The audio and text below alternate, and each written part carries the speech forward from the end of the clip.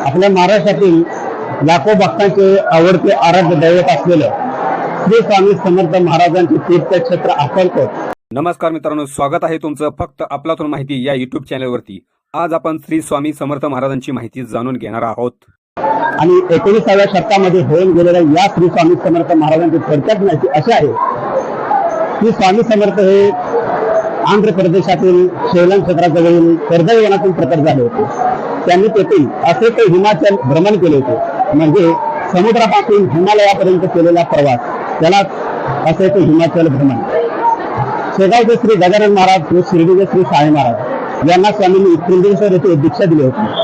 त्यानंतर पंढरपूर मोहोळ असे भ्रमण करत ते सोलापुरात आले होते।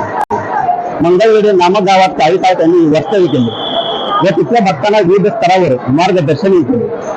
पुढे 1856 मध्ये स्वामींनी अक्कलकोटमध्ये प्रवेश केला व तिथल्या 22 वर्षीय वास्तव्यात अक्कलकोट हे तीर्थक्षेत्र ठिकाण झाले आणि याच ठिकाणी जगातील अनेक मान्यवरांना मार्गदर्शनही केले। आज देखील लाखो लोक स्वामी नामाचा जप करत असतात। प्रत्यक्षात स्वामी भक्तांच्या पाठीशी उभे राहून देऊ नकोस, मी तुझ्या पाठीशी आहे असा आशीर्वाद देत असतात।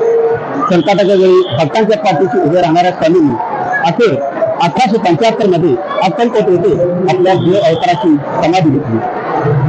मित्रांनो, तुम्ही जर स्वामी नामाचा जप करत असाल तर तुम्हालाही नक्की निश्चित त्याचं फळ तुम्हाला व तुमच्या कुटुंबियांना मिळेल। धन्यवाद।